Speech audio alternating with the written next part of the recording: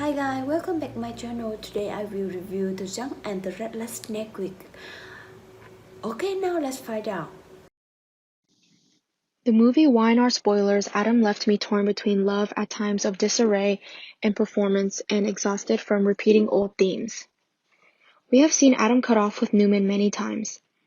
I want something new in the story. With Adam in a downward spiral and no one to help him, there is sure to be a dark conspiracy in the work. Again, I'm on the fence. Dramas are welcome, but a new approach to Adam Wilson appeal. Billy and Lily went on to do the slow burning and finally shared a kiss. At least we assume they did. I realized that I was missing out on the intimacy and lovely scenes in that moment. While it's a little easier to do with established couples, it's confusing when the two first meet and leave the story. I wish Young and the Restless would consider putting a spouse in an independent job like Soap Sister Bold and the Beautiful did. That said, I like them. They have chemistry and working together makes it complicated.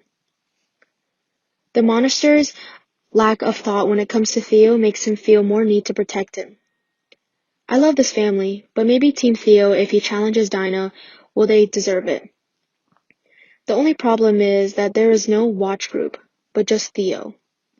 The guy is in an island on the show with no friends or family.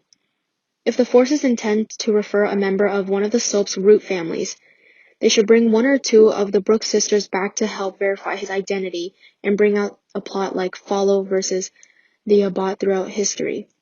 It's not too late. Currently, Summer and Kyle seem disliked, though not before things get so messy that fans argue whether Summer can't come out on her own or Kyle is malicious. It made me wonder if a pair of Kyle and Sally Spectra were in the card. We already know Sally will be in Lauren's orbit and she's connected to Jabot, so it's not a ramp. With Kyle and Theo confronting each other, it is very likely that another triangle or quadrilateral will appear as well, although the way Lola forms it all will remain to be seen. I am willing to dedicate anything to energizing this group as they are often portrayed as a group of 40s. Is there any theory of what's ahead? Share them with us below. I am cautiously optimistic about the teenage rebellion plot that emerged when Faith and her older friend Jordan. It's the kind of story that should have been made big with Reed in the past. Disappointingly, there are no other teens on the canvas with a connection to the city of Genoa, to the end story. I'm sure Faith's family will be fine, and with Nick being pulled into Sharon's orbit as their daughter moves, that could have caused a rift in his relationship with Phyllis. I said go ahead with the conflict as it is needed. The movie with Victoria, Phyllis, and the hotel hasn't been a lot so far.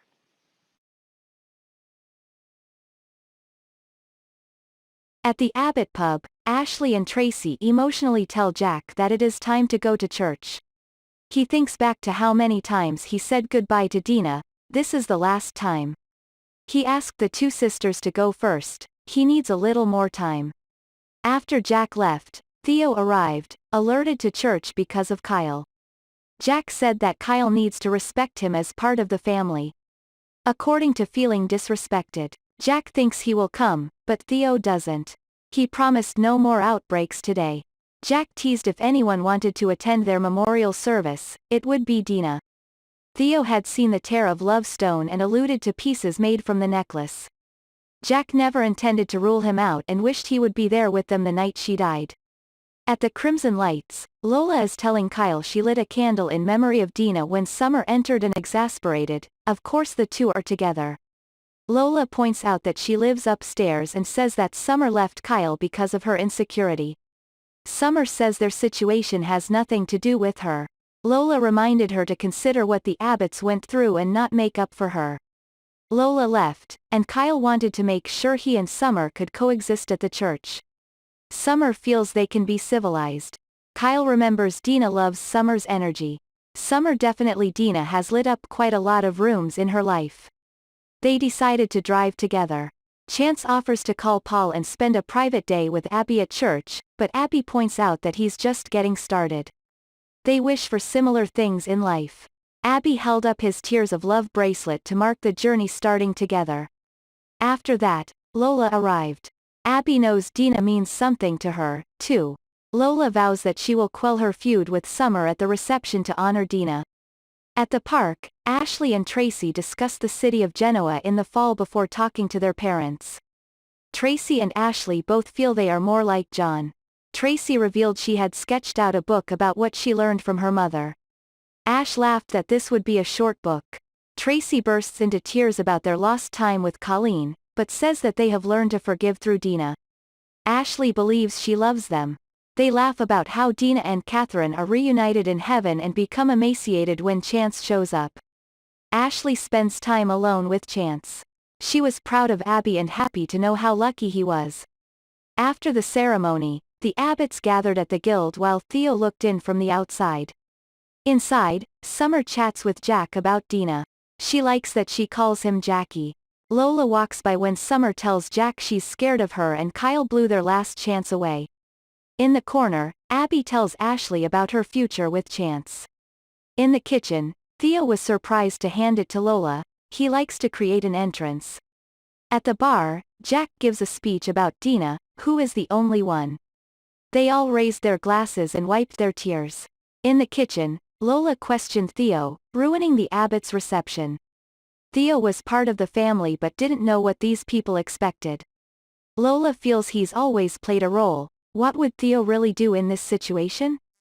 Theo pushed through the door and announced, "Good afternoon, Abbotts." He pointed out that Dina wanted her memorial to be a party and remembered a song Dina loved because she and John always danced to that song at the sports club. "Stay tuned. The old dance and play it," Jack exclaims. "It's perfect." Summer and Kyle are smoking. Jack warns Kyle not to intervene. Dance with all the boys in Genoa City. Everyone was dancing and grinning as Lola entered with food, but Kyle tried to walk away. Summer encounters Kyle in the park, where he complains that he has no family anymore. She said that was stupid. Kyle admits that he may have overreacted. He's been under stress ever since his fiancée broke up with him. While talking, turned to Theo. Summer was sure the Abbotts saw him through. At the guild, everyone was sitting and telling funny stories of Dina when Chance arrived. Ashley explained that they started slowly but then DJ Theo entered the room. The joy continued as they talked about Dina's men. They all raised their glasses to commemorate her because she had many adventures.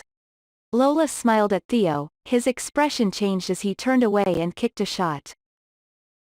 After Lola left, Summer started talking about Lola, and offered to go for coffee elsewhere. Kyle begged her to stay while he drank coffee. Kyle told Summer he hopes they can sit in the same space without scolding each other, admitting that the two have said and done things that have kept them apart lately. Summer changes the subject and says she should spend the whole day saying goodbye to Dina. Summer assures Kyle that she will be a commoner in Dina's honor. Kyle mentioned Jack's loneliness after being devoted to Dina, and he remembers how his grandmother enjoyed Summer. Summer praises Dina as a good listener. Kyle invited Summer to accompany him to the service. At the club, Abby carefully ensures that every detail is perfect before scheduling the reception after serving Dina. Chance assures Abby that she will do everything perfectly according to Dina's will. The opportunity to comfort Abby by offering to take a day off to support her. Abby emphasized that Chance shouldn't take a day off because her family will understand why he can only attend the ceremony. Abby beamed as she told Chance she was sure Dina would accept their relationship as they both wanted the same things. Abby added that Dina will also accept Chance because of his family relationship with Catherine. Chance told Abby it was the first time in his life he'd felt at home after years living as a nomad. Abby shows Chance a bracelet she's wearing, explaining that Jack has put the design in tribute to Dina. For her, the emerald bracelet also heralded the start of a journey together, Abby added. Chance replied, "I love you." After Chance left, Lola found Abby checking for dirt on household items. Abby asks Lola how she handles things. Remember how much she loves Dina. Lola said she would be better. Lola admits that she told Summer she couldn't quit her job today. Both Abby and Lola agree that this is not the right day to put Summer in her place. At Chancellor Park, Tracy runs her fingers through her emerald bracelet, and Ashley lovingly places her index and thumbs on the sides of her emerald earrings. Ashley took a deep breath, admired the colorful leaves and exclaimed that there was nothing better than the city of Genoa in autumn. Tracy said surprised, said all the places Ashley has been to. Ashley explains that her familiar surroundings are reminiscent of home. Tracy also talked about the New York City feel, explaining that she's more attached to John than Dina because she's pragmatic and steady like a rock. Ashley responds to cultivating natural accomplishments because she's like their hard-working dad who works like a grinding wheel. Stay up to date on the latest news on Y&R.